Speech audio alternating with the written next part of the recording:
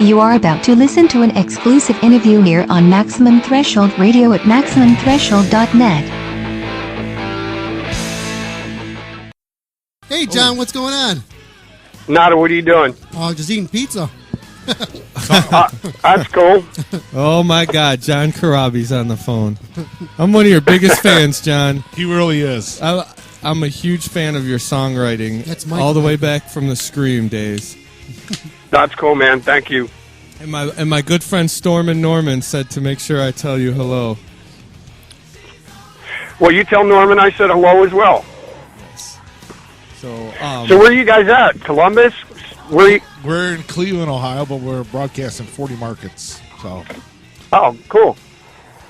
So you got a lot of people listen to us make mistakes tonight. Well, very cool. And I'm actually sitting in my car in front of a restaurant, and getting ready to go do a jam gig tonight with a bunch of friends here in Nashville. So, nice. Oh, you're based in Nashville? Pardon me now? Are you based in Nashville now, or? Yeah, I moved here about 6 years ago, and not for any other reason. It is a great music town. It's a lot more than country music, like a lot of people think, but it's just a really cool town. A lot of cool people, laid back, and and then to boot, it is a great musicians, studio musicians and writers and all that kind of stuff. Everything is right here, so it's pretty cool. And not the cesspool that LA is.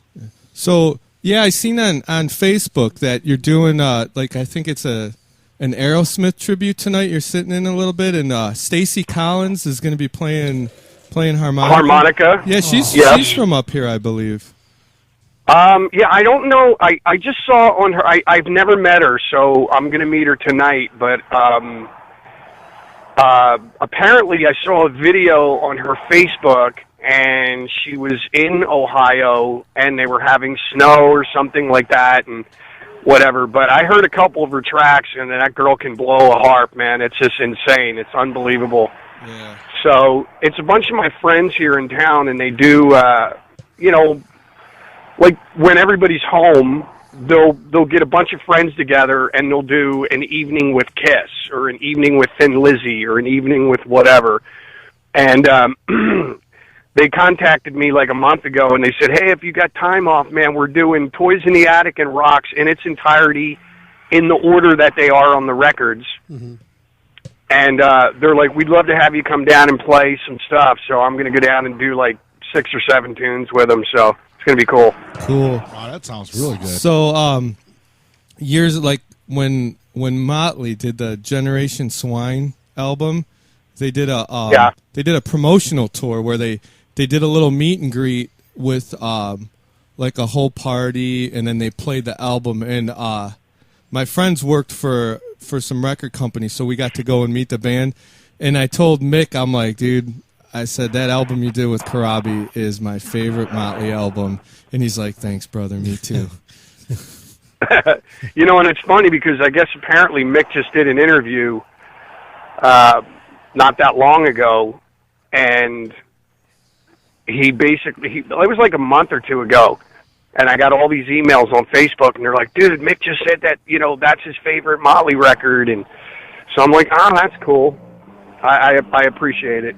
Yeah, and I just got done reading the Vince Neil book, and let's just say I've had the pleasure of being in your company a couple times, and you're a much nicer person than Vince is, and not to mention a much more talented person. Oh, I agree. And I know Vince says he doesn't write songs with Motley Crue because he doesn't need to, because those guys do it, but you're truly a gifted songwriter, because even like going back to Man in the Moon and all the songs on Scream, nobody like, when you listen to them, you can't help but feel your emotion, like in Robin's song on the Union album, and Drift Away and Misunderstood, and you feel that raw emotion. Like, do you ever have a hard time playing some of those old songs based on where they came from?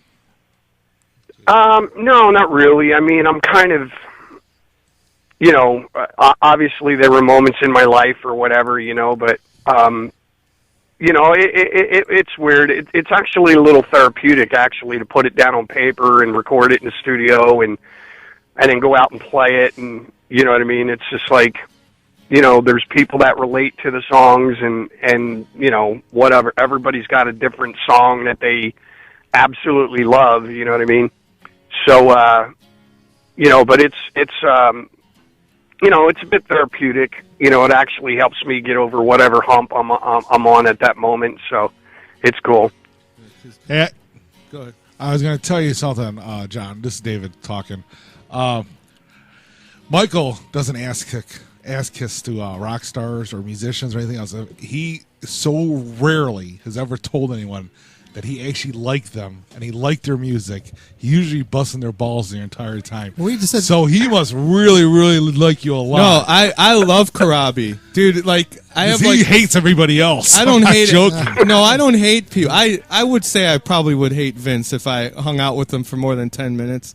But like, dude, seriously, like my friend gave me the Union album, like, and a girl I was dating just broke up with me and left me. And then I hear Robin's song, and I'm like, you're like, I'm not alone. Someone else feels like, the world's ending, and you want to know if they, you think about me, all that stuff. And it's like, I don't like your songwriting. I love it, dude, for real. That's cool, man. I appreciate it. I mean, Thank he's you. real. I mean, And it's weird too because the funny thing about I don't know what you want to call me, a musician, a rock star, whatever, you know what I mean? But it's funny because, like, I think people are surprised sometimes at the fact that, like, I go through the same things that everybody else goes through. You know what I mean? It's just, I've got kids, I've got, exes, girlfriends, like ex-wives, like the whole bit, you know what I mean? And I just happen to be able, I'm, I guess, kind of blessed to be able to put it down on a piece of paper with some music and be, for myself, it's a bit therapeutic, but, it's, every now and then there'll be a song or two that somebody goes, oh my God, like that song, like totally, I get that song. I totally get that song. And, so it's cool. Like I'm blessed, but it's funny. I look at people sometimes and they go, God, man, I can't really believe, like, you kind of went through that thing, too. And I'm like, yeah, I'm human, you know what I mean? And it's weird, like, when you're going through a breakup or when a chick, like, bails on you or, like, leaves you, you're just like, ugh, God, it's like the end of the world, you know what I mean? Like, ugh, I didn't see that one coming. And, but it's cool for me because I just get to write it down, put music to it, and talk about it, and I get it off my chest, you know what I mean? Yeah, because... Like I heard the story behind Robin's song. I don't really want to ask it on the air, but it's like you said, it's an emotion that a lot of people think. And you know what? If in a fair and just world, you would be a rock superstar. Like a lot of people who, like, for example, Storm and Norman. He's a huge fan of yours. One day I turned him on to Union. And Motley Crue album, and he's like, oh my God, I can't believe I've never heard this before. And he's a huge fan because I know he's come to see you, in a couple, like, I think he came down to somewhere like Kentucky or some shit to see you and stuff like that. Yeah, he saw me in Kentucky with when I opened for Cinderella, and then I did a couple of shows at Ripper's Tap House. And he came down to those as well. He's a great guy. I like Norman a lot. He's cool. Yeah, we left. We were in Akron seeing more. We had tickets for Morris Day and the motherfucking time, and you were playing the same night. So we boot scooted out like we were waiting up at the end of the venue for them to end, so we could hurry up and get over. So we got to catch the last half of the Corabi set because I figure that's cool, man. Morris Day and the time they ain't coming ever again. I figure I could just go I could come see you. Now that I know you're in Nashville, I'll just find out you're playing there and come down. That's funny. That's cool. Well, I like Nashville myself. That's where my honeymoon was, so I spent quite a bit of time down in Nashville. Honestly, it's a great city, man. Like, I came out here a couple times to write with some other people, and I kind of dug it, man. And it was weird. I would fly out to Nashville, and I'd hang out here for like a week and write with some people, and then go back to LA, and then go do my thing in LA. And it was weird. I just kind of felt like I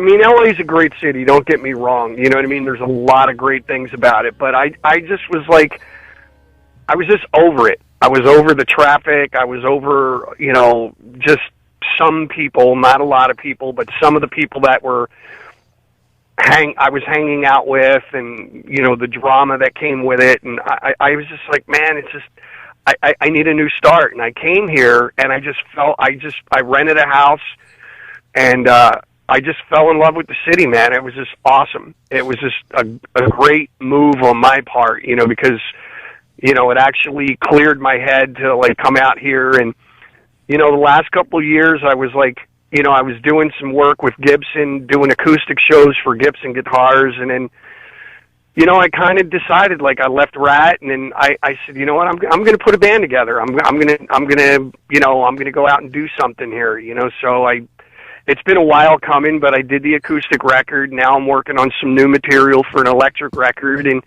it'll be cool. We'll see what happens, but I love this city. It's great. It's really cool. There was a special on TV about Nashville. They said, if you're an up-and-coming musician, you have a better chance of getting a record deal by hanging out in the Starbucks in Nashville than to submitting your stuff over to any place in L.A. Well, it's weird, but I think, if there was a point where New York was the hotbed, and it was like Bon Jovi and TNT and Twisted Sister and all those bands get signed. Then it was in Philadelphia for a little while. Then it was, it was L.A. and then it was Seattle and then there was a period where there was, an area in Georgia, you know what I mean? And it's just weird. Like, I just think that overall, like, and a lot of people think that, Nashville's like totally a country, but it's not. Like, Kings of Leon are from here, Black Keys live here, Robert Plant lives here, Kid Rock's got a place here, Jack White. There's so many, the guys in Cinderella, Winger, Slaughter, the Nelson Brothers, you know what I mean? So there's a huge rock scene here as well. Yeah, the Black Keys are from up here. They moved. Well, I know they were from there, they moved here. They live here now. Yeah. You know what I mean? Yeah, did you? So it's just, and it's become like this, it's become this like small, hip little city that everybody's just like, wow, this is, I'm a little nervous about it. Like, I don't want it to become too big, you know what I mean? But it's just a really, Johnny Depp just bought a house here. Like, everybody's talking about it now. Like, Johnny Depp lives here. You know what I mean? So it's like all these people now have like migrated to Nashville, and it's just like this really cool little scene. So whatever. Yeah, it's all good. Did you really move away from LA because you, like, no matter where I know LA's a big place, but no matter how far away you got from Tommy Lee, his dong was still like only inches away from you? Yes, there's only one thing bigger than Tommy's cock, and that's the equator. Oh, I thought you were going to say Nikki's ego. No. No. It's all good. I know what I want to touch. I want to touch on your new one you have out, the unplugged one. Thank God you weren't touching on his Tommy's dong. Oh no, that's in the other room. Yeah, the segue's a little to be desired there, brother. Hey, you're getting what you pay for. Yeah. Going from Tommy's dong to I got to touch on something here. That's right. Got to get it out of the way. Touch of the no spots. So what made you want to put together this unplugged record you have out now? Honestly, if you really kind of go back and look at all of the records that I've done, there's been, you know, at least one acoustic record. In most cases, I think two songs on each record, and you know, and it, like, I've always wanted to do it. Like, I was a huge fan of like those MTV Unplugged things, because it really kind of strips everything away, and it like you know, like the ones that I saw, like, you know, the Aerosmith one and the Black Crowes and Eric Clapton and all these people, it just kind of strips everything away, and it's like, yeah, they can play. Yeah. They can actually play. There's a performance there that's just brilliant.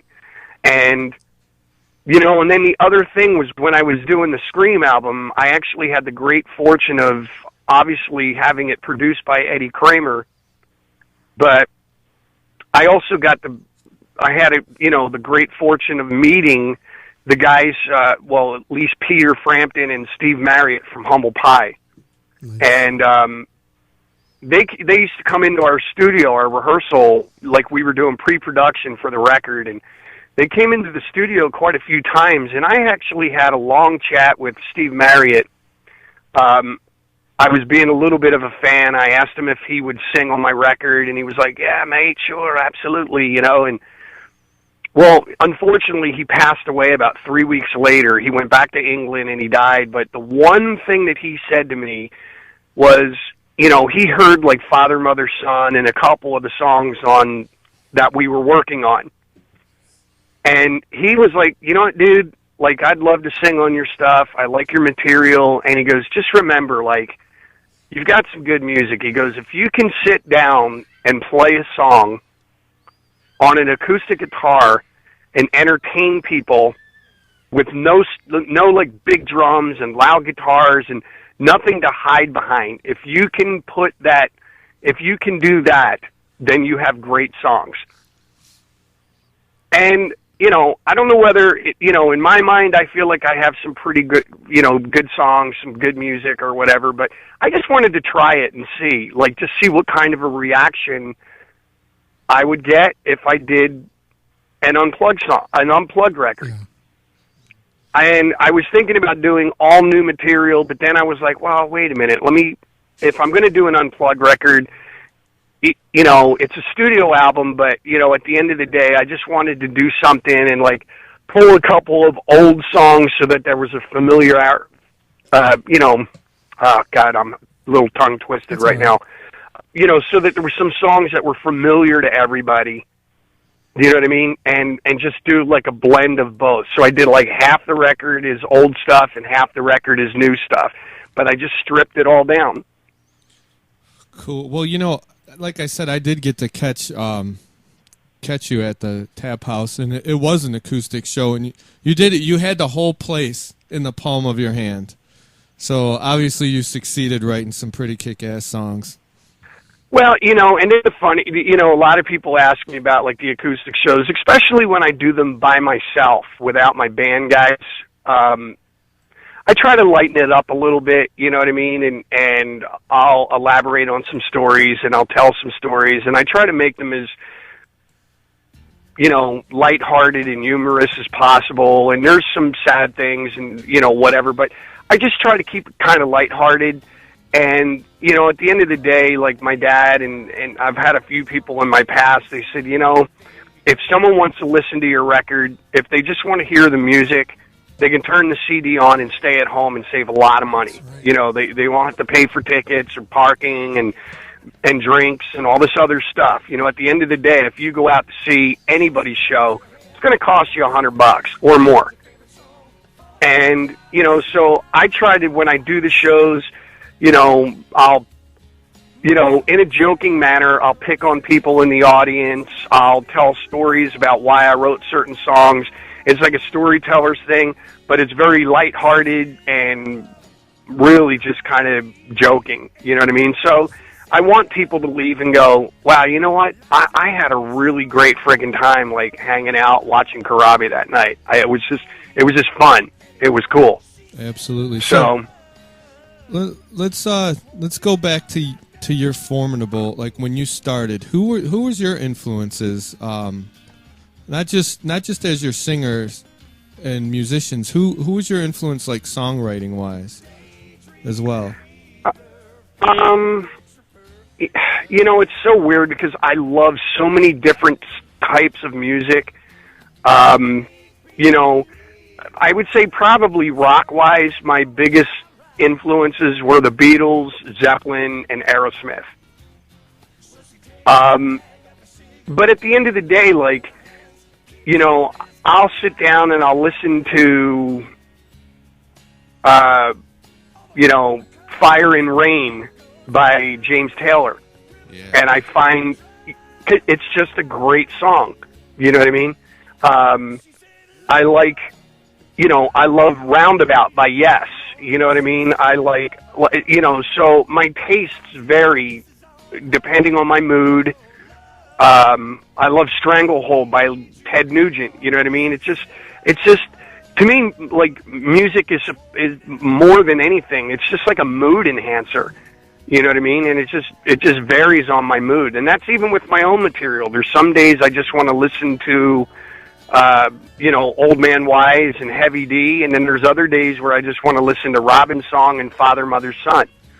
You know, so I'm just kind of all over the place. But I would probably say my biggest three would be the Beatles, Zeppelin, and Aerosmith. Cool. I have a question for you. All right, this is David again. You know how you said sometimes someone will come up after a show and say, this song really touched me, I was going through this. Is there a song that you grew up with? I know you said you influences, but a song from another artist, like when you were going through shit, that really touched you? And, you know, it just stuck in your head like forever.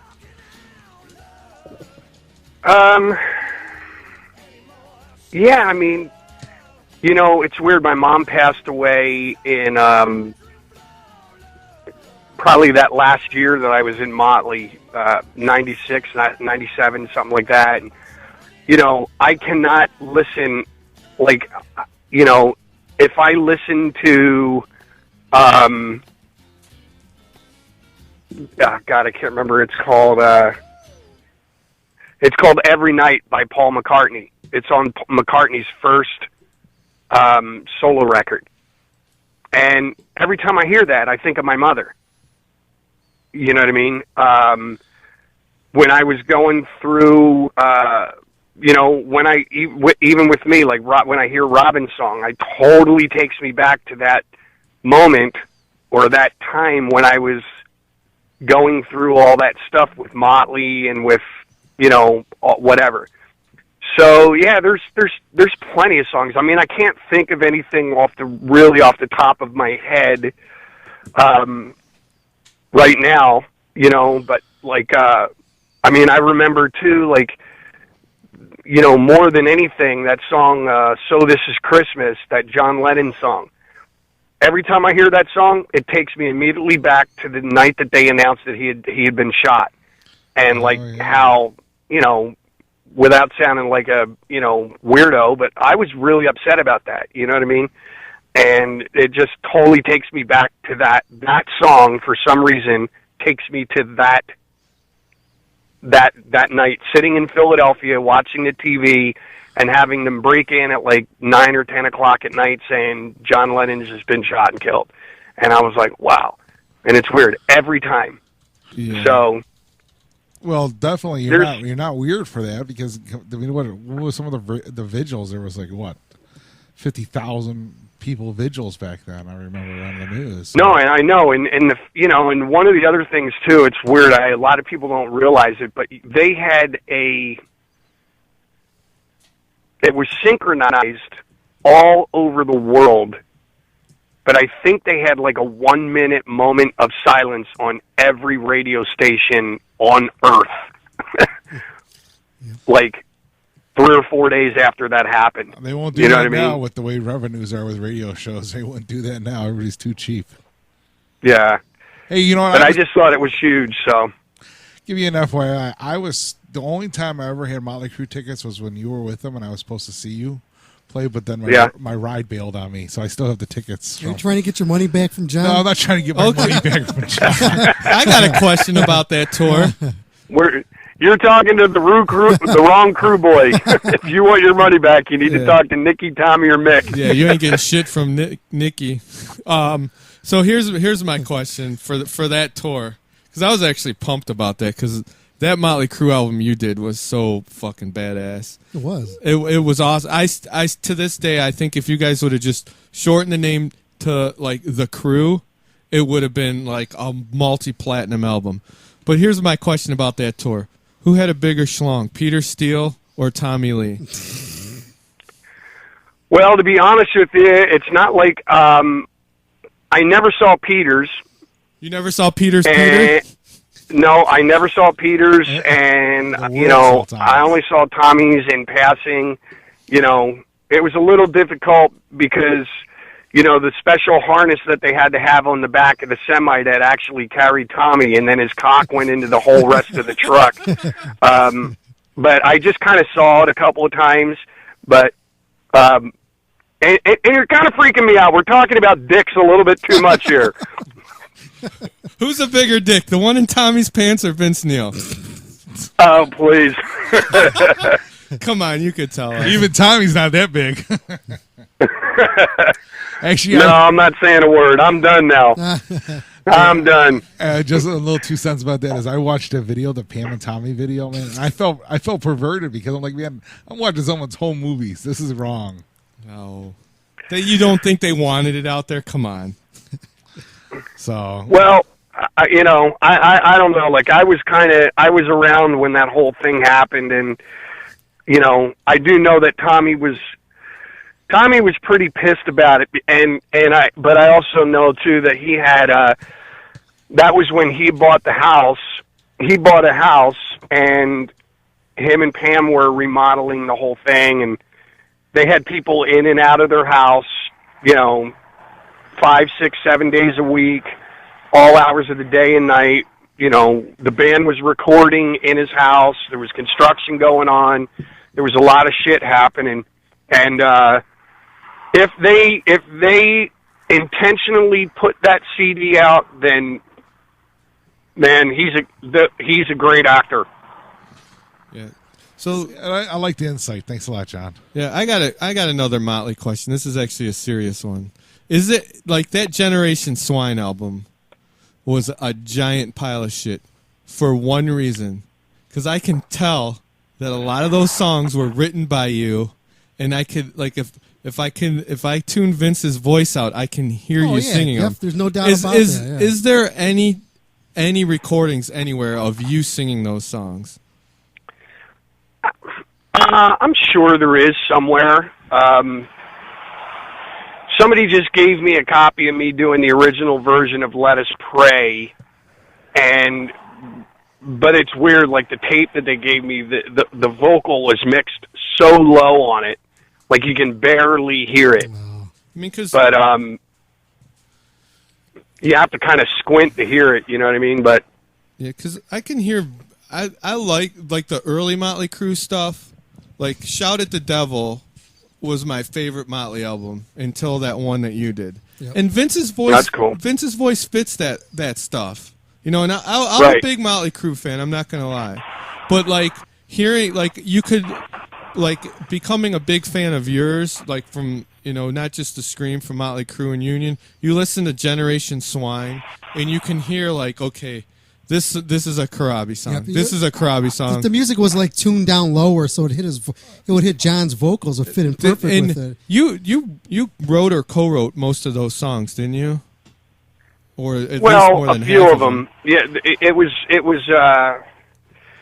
It's a long story, but that was kind of what my beef with them was when I left. When I left, there was all these contractual bullshit that I looked at it one way, they looked at it another way, and that's why we went up suing each other, and we resolved it, we figured it out.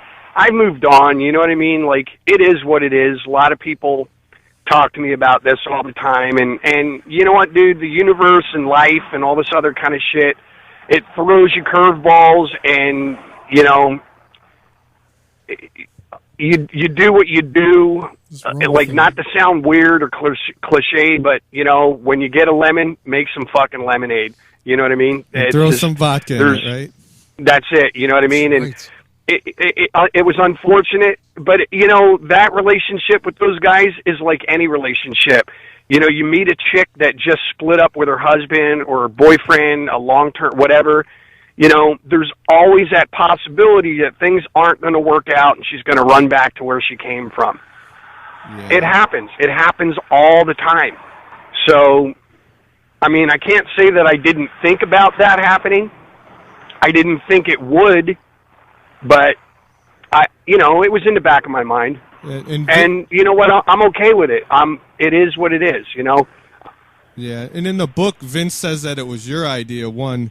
And two, correct me if I'm wrong, but initially, didn't the Motley Crue album that you recorded with them that had barely any, if at all, any kind of publicity, outsold Generation Swine that had a multi-million-dollar ad campaign behind it?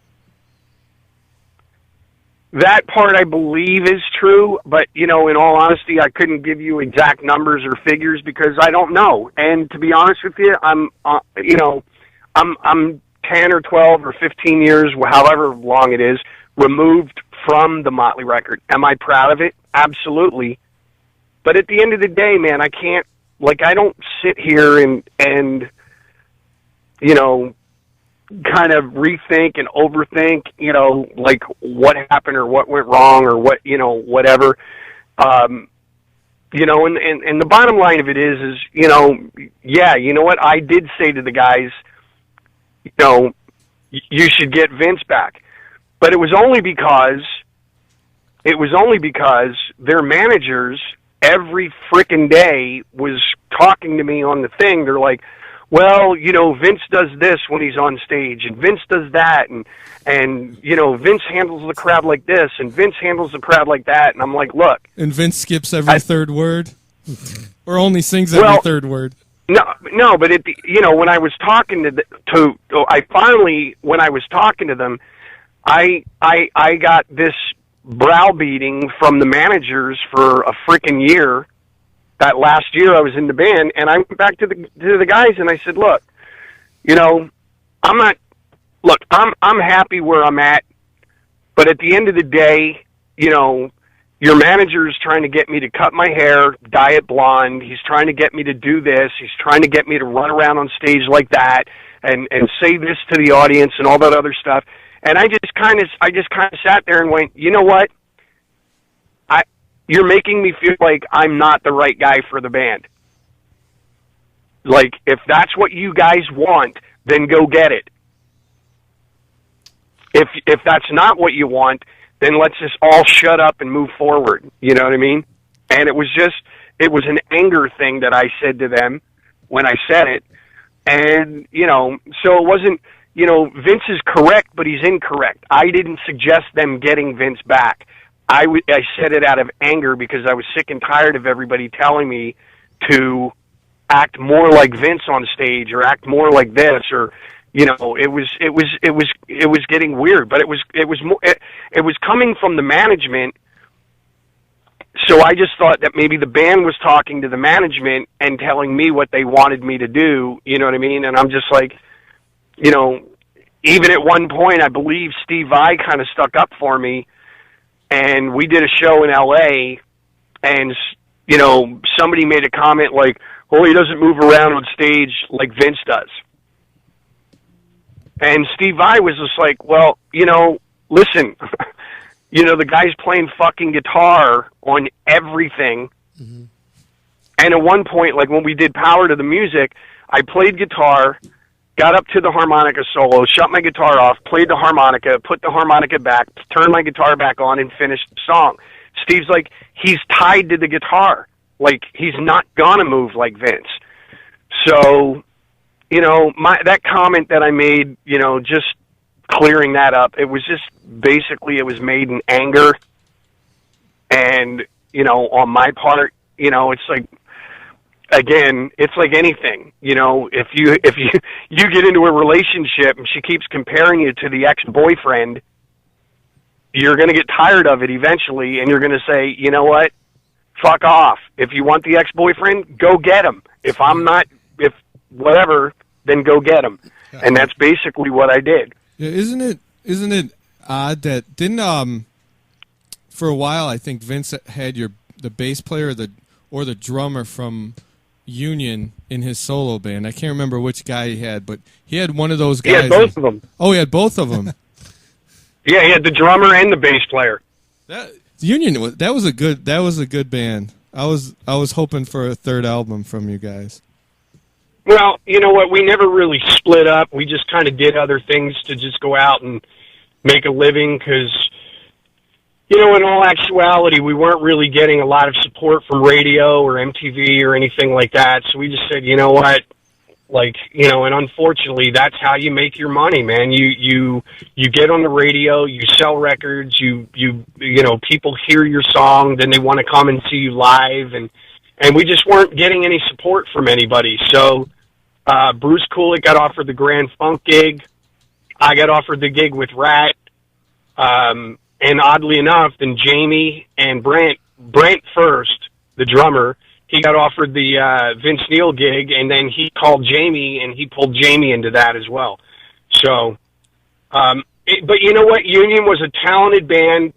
We never really split up. We've talked about possibly doing, you know, I don't know if we do a record or not, but we've all talked about maybe doing some shows or a run in America. You know, do like a couple of weeks or a month or something like that when everybody's got some time off. But we're all so busy. Bruce is still doing Grand Funk in a solo career. Brent's now playing with Slash. He plays drums with Slash. Jamie just got back from Japan. He just played with. He just did a run in Japan with Roger Daltrey doing the Tommy album in its entirety. And then I've got the solo record, and I've got a ton of stuff that I do as well. So, you know, we'll see what happens. I don't know. I'm not saying no. I'm not saying yes. I'm just saying you never know. Uh-huh. Well, I do have one question for you. You've had a couple of them tonight. Well, no, it was a good one because we talked about the past. I want to talk about the current. Are you happy, John? Okay. Are you happy? You seem happy. Oh, yeah, absolutely. You know what, dude? It's all about, like, you know, yeah, I mean, I'd like to get out there and I'd like to play a lot more with my band and jump on some, you know, tours or whatever. Right now, the record just came out. It's been out maybe a month and a half. So it's doing well. Can it do better? Absolutely. You know, but it's just that thing, you know, all the stars have to line up the proper way and all that other kind of stuff. I can't force a square peg through a round hole. All I can do is do music and do records and hope that somebody catches on to it and, you know, it takes off. But right now, I've got a bunch of stuff lined up, you know, with solo shows by myself, shows with my band. I'm doing other stuff. I'm doing a 2-week tour in Russia with a bunch of friends. You know, so life is good, man. It's like I got a great house in Nashville. I got a great girlfriend. Everybody's healthy, happy, and, you know, whatever. So it's awesome.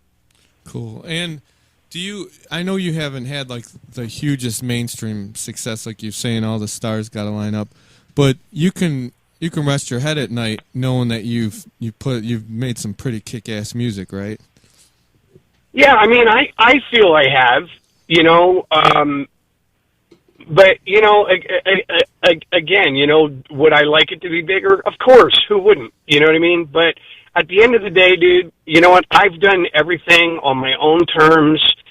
I have no trouble sleeping at night. I've never ripped anybody off. I've never talked shit about anybody. I've accepted the good, the bad, the ugly, you know, and I just move forward and I do my own thing, and I just continue to write music and just do my thing on my own terms, and I make a decent living at it. You know what I mean? So I can't complain about anything. I look at my friends. You know, I've got really, really good friends that have to get up every day and go to work. Even my girlfriend, she owns a hair salon. And it's just, I watch her every day. You know, she gets up, she goes to work, she's in at work 10:30 in the morning. It's her own salon. She busts her ass every day. She gets home at 7:30, 8 o'clock, 9 o'clock at night.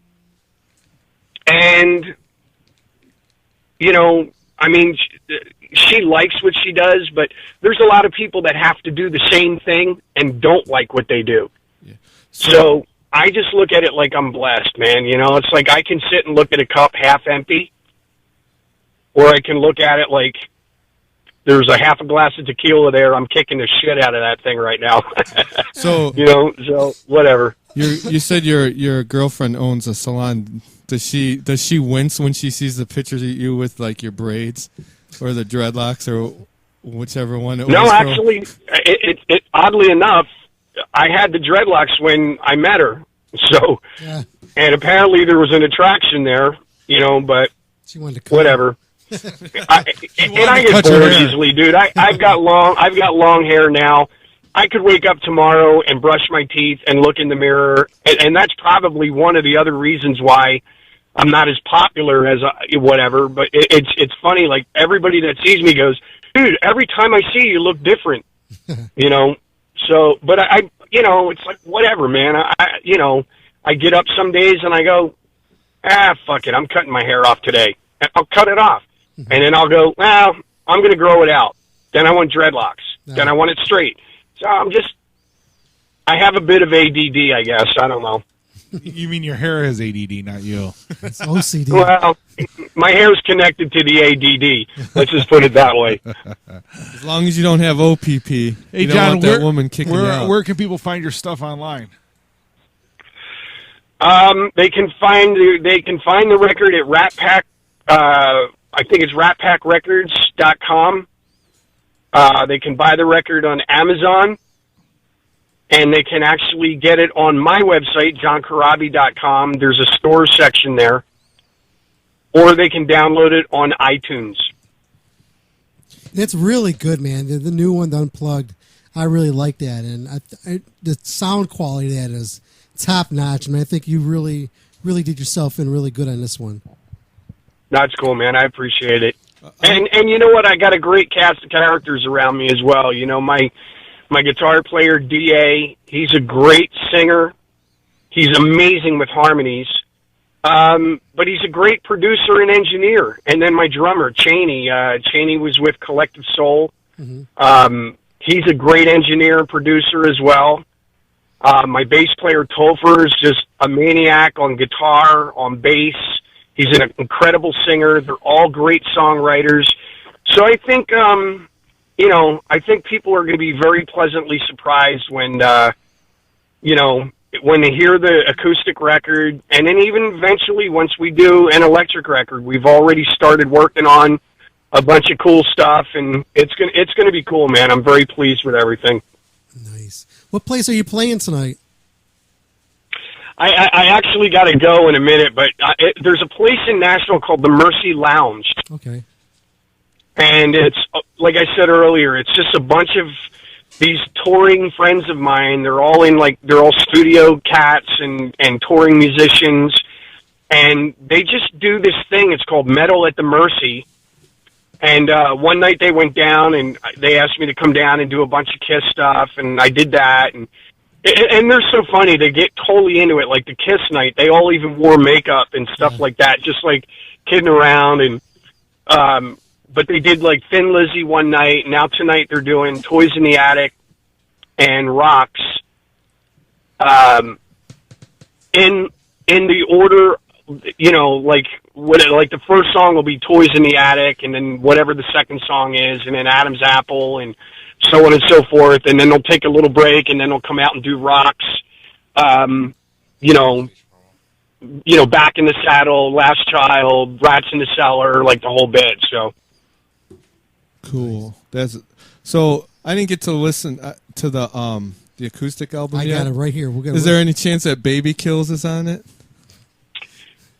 no, my brother, it is not on it. I love that. Like, see, I like that. I I could only do 12 songs. See, what I would do is I would lock you in a basement with I Like believe Is this gonna be like Misery? yeah, it puts the strings on the guitar. He's creeping me out. Or it gets man. Tommy's dong again.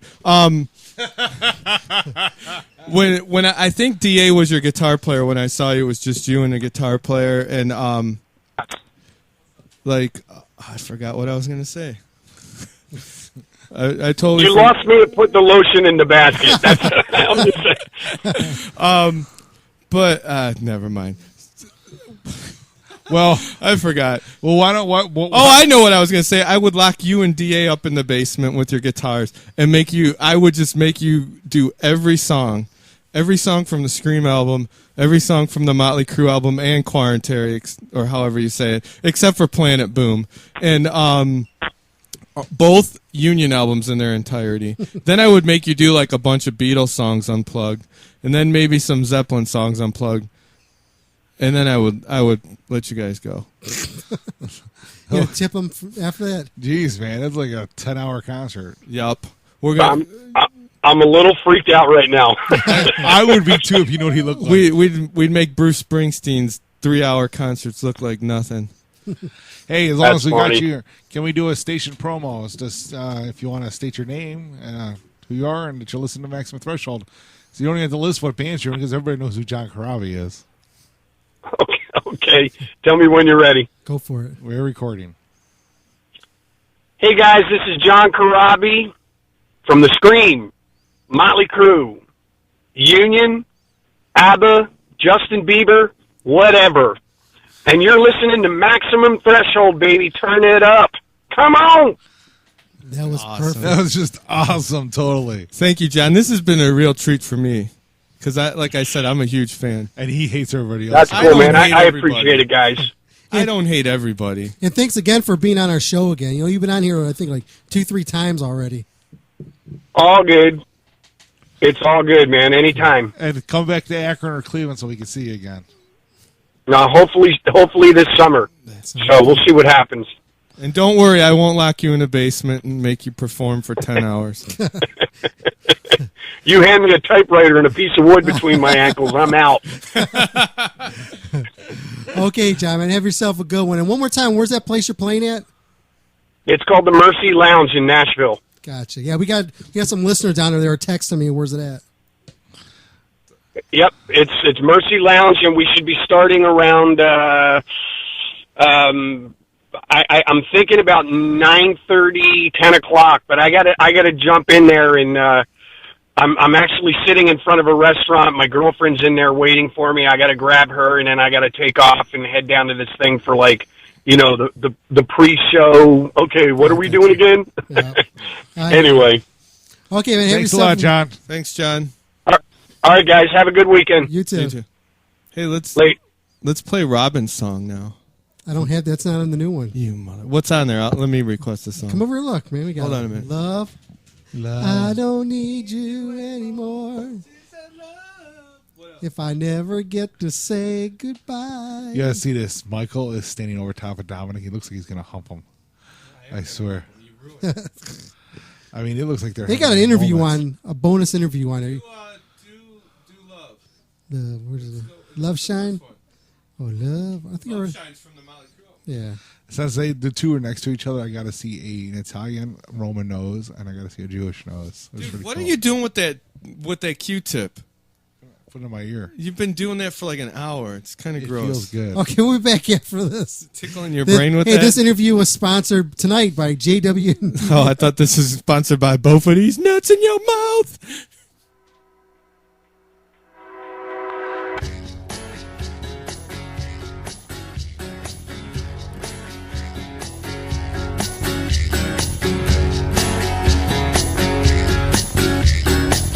That's right. Drop dead beauty stomping up a storm, lines of hell on her face. Those bad apples crawling through the night, busting loose, run away.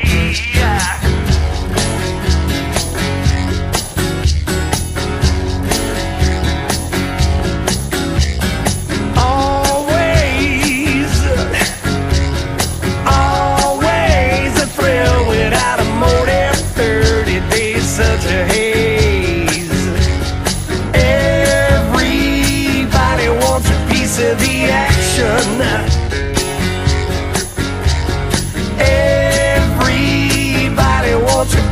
the pie. Can't have mine. I'm on a holiday. Hooligans holiday. I'm on a holiday.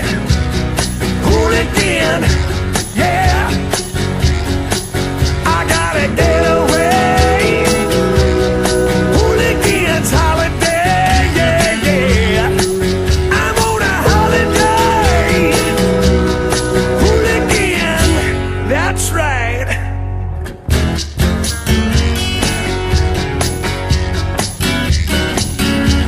Nice and sloppy, boys. Cross-eyed derelict coming, iron horse between our legs, and tattoos in black, and manes are flowing. Every day's a holiday. Everybody wants a piece of the action. No way. Everybody wants a piece of the pie. I'm on a holiday. Hooligans holiday. I'm on a holiday. Hooligan, yeah. I gotta get away. Hooligans holiday, yeah, yeah. I'm on a holiday. Hooligan. Oh, play it, boy. That's right.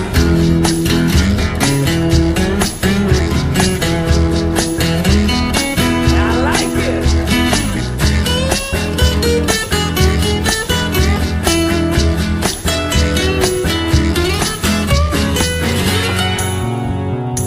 Bring it down.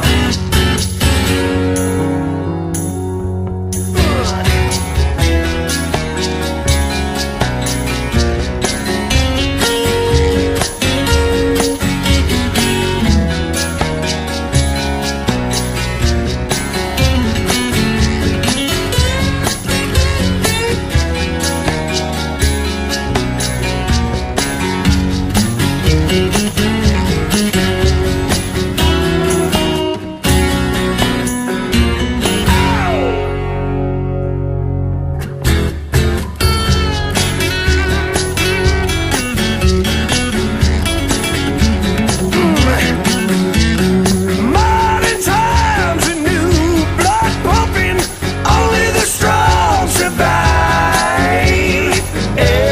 Everybody wants a piece of the action. No way. Everybody wants a piece of the pie. Yeah. I'm on a holiday. Hooligans holiday. I'm on a holiday. Hooligan, yeah. I gotta get away. Hooligans holiday, yeah, yeah. I'm on a holiday. Hooligan, my, my, my, my, my. Here we go.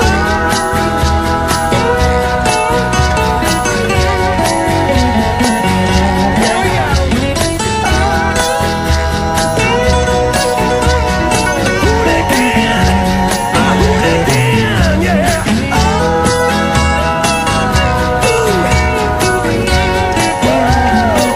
Come on now.